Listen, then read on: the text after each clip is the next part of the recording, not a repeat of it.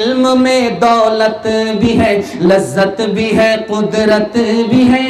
एक मुश्किल है कि हाथा ता नहीं अपना सुराग। अहले दानिश आम है, कामयाब है अहले नजर। अहले दानिश आम है, कामयाब है अहले नजर। क्या ताज्जुब है कि खाली रह गया तेरा दिमाग। पढ़ लिख करके आदमी क्या बनता है, क्या बनना चाहिए उसे, ये बहुत खूबसूरत मुताला आपके पास लेकर के आ रहा हूँ। अगर आप लोग सुनने के मूड में हैं तो दोनों हाथ जोश के साथ उठाइए, इंशाअल्लाह सुनने के लिए तैयार है।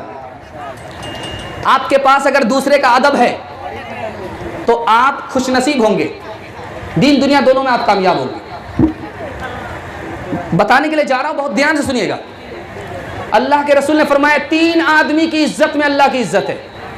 बूढ़ा आदमी जिसकी दाढ़ी सफेद हो गई, उसको इज्जत दो, उसको इज्जत देना अल्लाह को इज्जत देना है। दूसरा आदमी जिसको इज्जत देना अल्लाह को इज्जत देना है, वो बादशाह है जो दूध का दूध पानी का पानी इंसाफ करता है, उसको इज्जत अल्लाह को इज्जत है।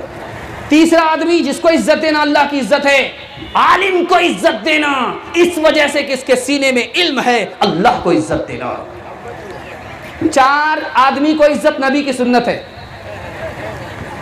दूध का दूध पानी का पानी इंसाफ करने वाला बादशाह, आलिम, बूढ़ा आदमी, और चौथा आदमी कौन है जिसको इज्जत देना नबी की सुन्नत है। माँ बाप, बूढ़े माँ बाप को इज्जत देना नबी की सुन्नत है। तीसरे नमूने को जरा ध्यान से सुनिएगा। अल्लाह के रसूल ने धमकी दिया, जो बड़े को इज्जत ना दे, छोटे से मोहब्बत ना करे, आलिम की अजमत दिल में ना रखे, माँ बाप की खिदमत ना करे, मैं उसका नबी नहीं, वो हमारा उम्मती नहीं। आखिरी नमूना दे रहा हूं, बहुत ध्यान से सुनिएगा। इमाम बुखारी के उस्ताद हैं, हदीस पढ़ा रहे हैं, बैठ करके खड़े हो जाते हैं, फिर बैठ जाते हैं, फिर खड़े हो जाते हैं, फिर बैठ जाते हैं, फिर खड़े हो जाते हैं। शागिर्द ने पूछा कि बात क्या है, आप खड़े हो जाते हो, फिर बैठ जाते हो, खड़े हो जाते हो, बैठ जाते हो। कहा कि दरअसल मैं जब हदीस पढ़ा रहा हूं तो एक बच्चा खेलता हुआ आ जाता है, वो बच्चा किसी और का नहीं है, मेरे उस्ताद का बेटा है। मैं उसकी इज्जत में हदीस के पढ़ाते के दौरान मैं उसकी इज्जत में खड़ा हो जाता हूं। जब वो फिर आता है, फिर खड़ा हो जाता हूं, वो दोबारा आता है, फिर खड़ा हो जाता हूं। माँ बाप की इज्जत क्या है मैं आपको सुनाने के लिए जा रहा हूं। बचपन में जिस तरह हमारा पखाना धोया, मोहब्बत से धोया, मोहब्बत से धोया। जब वो बूढ़ा हो जाए, जब वो बीमार हो जाए, उसी मोहब्बत से हम पखाना धोने वाले बन जाएं। ये माँ बाप की इज्जत है। माँ बाप की नाफरमानी क्या है कि हम अपने माल से माँ बाप को महरूम कर रहे हैं। माँ बाप से मुलाकात नहीं है, सास ससुर को खुश कर रहे हैं, माँ बाप को रुला रहे हैं, माँ बाप को तेज निगाह से देख रहे हैं। ये माँ बाप की नाफरमानी है।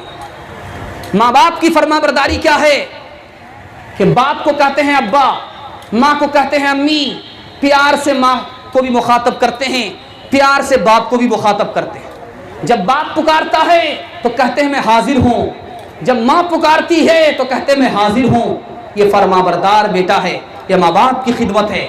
अल्लाह के रसूल ने फरमाया ये बूढ़ा कौन है, का मेरा बाप है।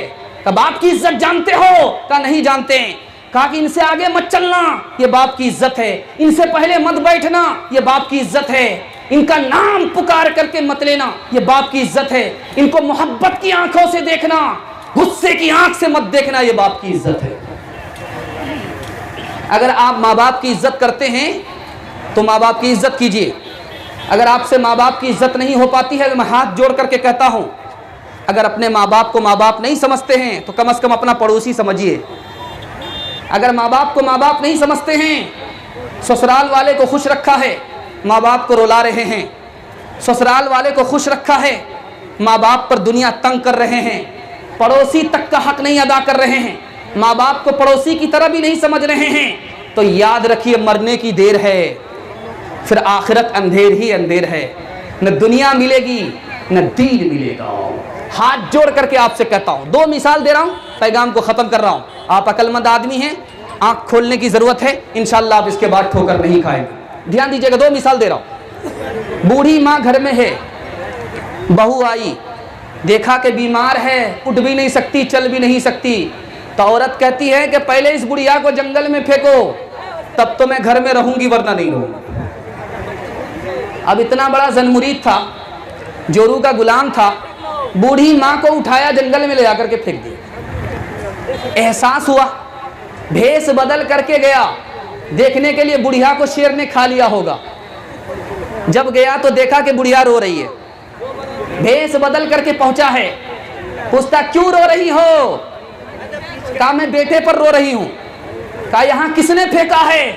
कहा कि मेरे बेटे ने फेंका है। तो कहा किस पर रो रही हो? कहा बेटे पर रो रही हूं। कहा बेटे पर क्यों रो रही हो?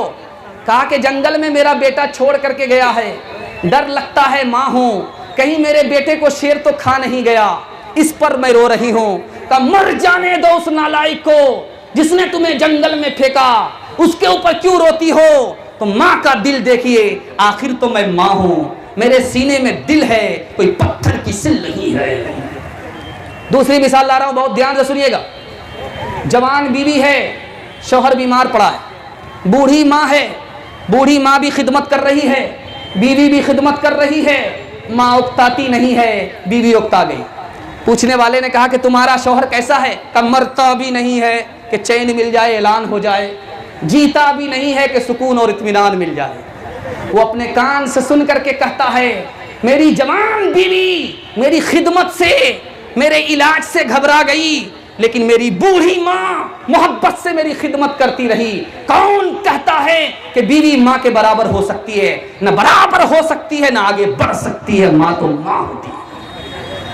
हर चीज तो मिल जाएगी बाजार में, लेकिन बाजार में, लेकिन हर चीज तो मिल जाएगी बाजार में, लेकिन बाजार में, लेकिन माँ बाप से बढ़कर कोई दौलत न मिलेगी। आंचल जो उठा कर के दुआ माँ तेरी कर दे, माँ तेरी कर दे।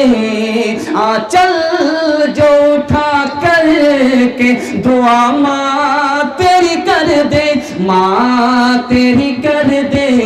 दुनिया हो या उक़बा कहीं जिल्लत न मिलेगी।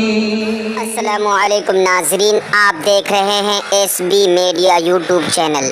दोस्तों, अगर आपने अभी तक मेरा इस चैनल को सब्सक्राइब नहीं किया है, बराए मेहरबानी इस चैनल को सब्सक्राइब करें, लाइक करें और अपनी राय कमेंट में ज़रूर पेश करें। तो हमें बताएंगे आपको मेरा यह वीडियो कैसा लगा। अगर पसंद आ जाए तो चैनल को सब्सक्राइब करके मेरा हौसला अफजाई फरमाएँ। मिलते हैं अगले वीडियो में। खुदा हाफ़िज़।